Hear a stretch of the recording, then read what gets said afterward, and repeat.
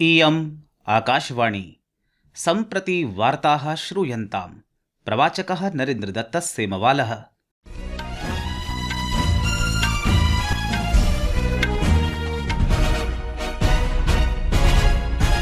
आदौ मुख्यवार्ताः।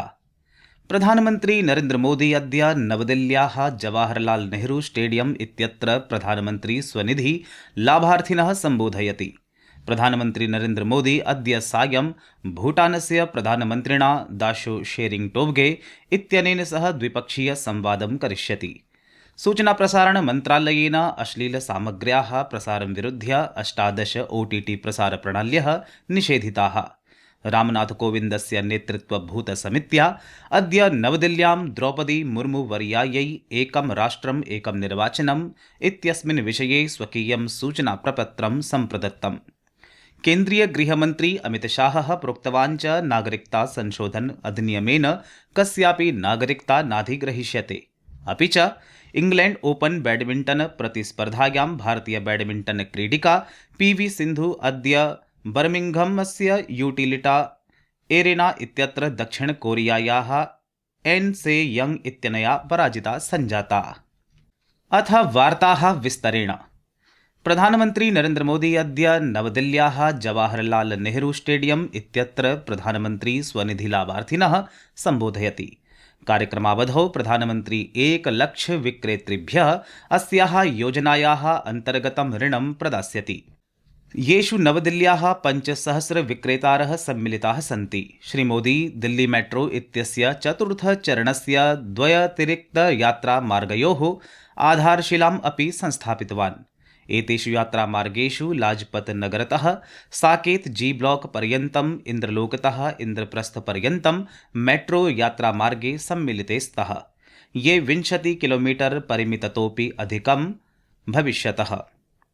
भूटानस्य प्रधानमन्त्री दाशो शेरिङ्ग टोब्गे भारतस्य 5 दिवसीय यात्रायाम् अद्य नवदिल्लीं सम्प्राप्तवान्।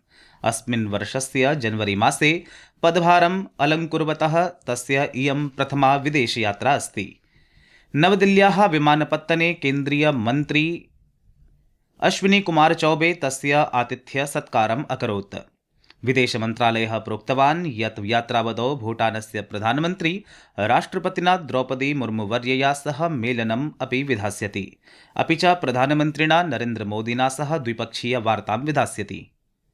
प्रधानमन्त्री शेरिङ्ग टोब्गे अपि मुम्बई यास्यति। विदेशमन्त्री, विदेशव्यापारमन्त्री, ऊर्जा प्राकृतिक संसाधनमन्त्री, उद्योग वाणिज्य मन्त्रिणश्च भूटान सर्वकारस्य वरिष्ठाधिकारिणश्च प्रधानमन्त्री दाशो शेरिङ्ग टोब्गे इत्यनेन सह सम्मिलिताः भविष्यन्ति।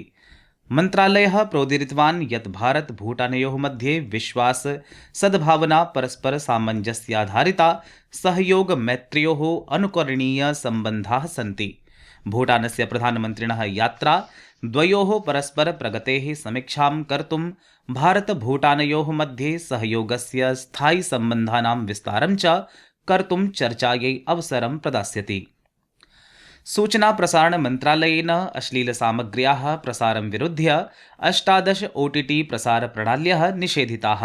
एतेषु dreams films, hunts, hot shots, VIP, prime play, uncut Adda चेत्यादयः प्रसारप्रणाल्यः सम्मिलिताः सन्ति। एतैः सम्पृक्तानि 19 अन्तर्जालपटलानि, 10 तन्त्रांशाः, 57 सार्वजनिकसन्देशपटलानि च भारते सार्वजनिकसौविध्याय अप्राप्यानि कृतानि सन्ति। अयं निर्णयः अन्य मन्त्रालयानां, महिला बालाधिकारविशेषज्ञानां च परामर्शेन सह सूचना प्रौद्योगिकी अधिनियमः 2000 इत्यस्य प्रावधानान्तर्गतं स्वीकृतः अस्ति। मन्त्रालयः प्रोक्तवान् यत् सूचना प्रसारणमन्त्री अनुरागसिंहठाकुरः रचनात्मक अभिव्यक्तेरन्तर्गतम् अश्लीलतायाः दुर्व्यवहारस्य च प्रचारं न कर्तुं प्रसारमाध्यमानां दायित्वं यथासमयं सबलं प्रतिपादितवान्। पूर्वराष्ट्रपतिनः रामनाथ कोविन्दस्य नेतृत्वभूतायाम् एकोच्चस्तरीय समित्या अद्य नवदिल्ल्यां द्रौपदी मुर्मुवर्यायै एकं राष्ट्रम् एकं निर्वाचनम् इत्यस्मिन् विषये स्वकीयं सूचनाप्रपत्रं सम्प्रदत्तम्। पूर्वराष्ट्रपतिनः रामनाथकोविन्दस्य आध्यक्षे प्रतिष्ठापितया उच्चस्तरीयसमित्या स्वकीयं सूचनाप्रपत्रं द्रौपदी मुर्मुवर्यायै प्रदत्तम्। एतत् सूचनाप्रपत्रं केन्द्रीयगृहमन्त्रिणः अमितशाहस्य विधि-न्यायमन्त्रिणः अर्जुनराममेघवालस्य 15तमस्य वित्त आयोगस्य पूर्वाध्यक्षस्य NK सिंहस्य अन्येषां च उपस्थितौ प्रस्तुतं कृतम्। विधिन्यायमन्त्रालयस्य अनुसारेण एकं राष्ट्रम् एकं निर्वाचनम् आकाङ्क्षि भारतस्य मूलमस्ति। 26,818 पृष्ठानां सूचनाप्रपत्रं हितधारकैः विशेषज्ञैः च सह व्यापकविमर्शस्य 1,90,100 दिवसानां च शोधपरिणामः अस्ति।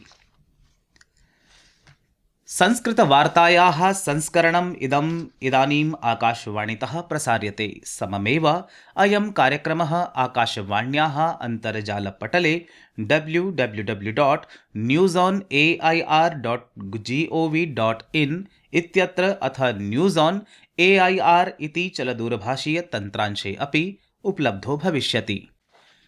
केन्द्रीय गृहमन्त्री अमितशाहः नागरिकता संशोधन अधिनियमं पुनरुच्चारितवान्। प्रोक्तवान् च यत् CAA इति नागरिकता संशोधन अधिनियमः नागरिकतायाः अधिकारं यच्छति। अनेन कस्यापि नागरिकता नाधिग्रहीष्यते। एकस्मिन् समाचारपटले प्रदत्ते साक्षात्कारे श्री शाहः प्रोक्तवान् यत् नागरिकता संशोधन अधिनियमः अफगानिस्तान, बांग्लादेश, पाकिस्तान देशेभ्यः समागतेभ्यः हिन्दू, बौद्ध, जैन, सिख, ईसाई, पारसी शरणार्थिभ्यः नागरिकतां च प्रदास्यति। सः प्रोक्तवान् यत् नागरिकता संशोधन अधिनियमान्तर्गतं सर्वेभ्यः समानाधिकाराः प्रदास्यन्ते, यतो हि ते अद्य भारतीय नागरिकाः भविष्यन्ति। सः पुनः प्रोक्तवान् यत् ते देशस्य अन्य नागरिकैः सदृशं नागरिकतासूच्यां योजयिष्यन्ते। सहैव ते निर्वाचने अपि भागं भजितुं सांसदाः, विधायकाः, मुख्यमन्त्रिणः, मन्त्रिणः च भवितुं शक्ष्यन्ति। सः स्पष्टीकृतवान् यत् राष्ट्रिय नागरिक रजिस्टर NRC इत्यस्य नागरिकता संशोधन अधिनियमेन सह कोऽपि सम्बन्धः न अस्ति।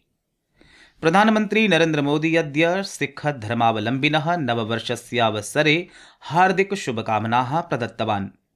एकस्मिन् सार्वजनिकसन्देशपटले श्रीमोदिना आशा प्रकटिता यत् वाहेगुरु इत्यस्य अप्रतिमकृपया सर्वे प्राणिनः कल्याणं प्रचुरतां च अधिगमिष्यन्ति। प्रधानमन्त्री प्रोक्तवान् यत् गुरुसाहिब इत्येतेषां ज्ञानं समाजं स्वकीयोज्ज्वलमार्गदर्शनेन निरन्तरम् आलोकितं कुर्यात्। सुधामूर्ति इत्येषा अद्य राज्यसभायाः सदस्यरूपेण शपथवचनं स्वीकृतवती।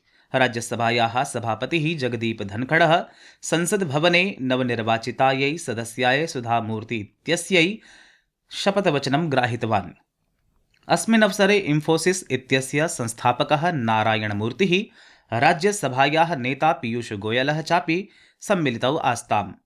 राष्ट्रपतिना द्रौपदी मुर्मुवर्यया प्रसिद्धशिक्षिका लेखिका Sudha Murty राज्यसभायै नामाङ्किता।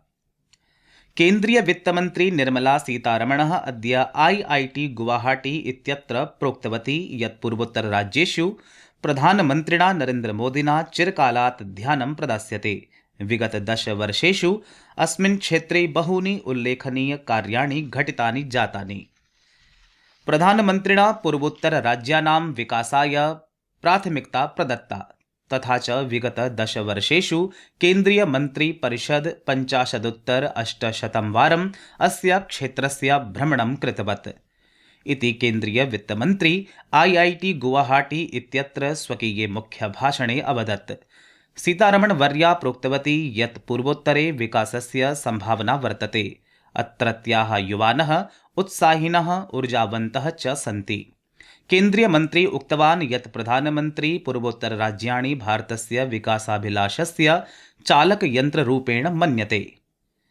All England open badminton प्रतिस्पर्धायाः महिला एकल प्रागुपान्त्यचक्रे भारतीय बैडमिंटन क्रीडिका PV सिन्धु अद्य बर्मिंघमस्य UT लिटा एरेना इत्यत्र महिला एकल प्रतिस्पर्धायां दक्षिण कोरियायाः एन्से यंग इत्यनया पराजिता जाता इति वार्ताः।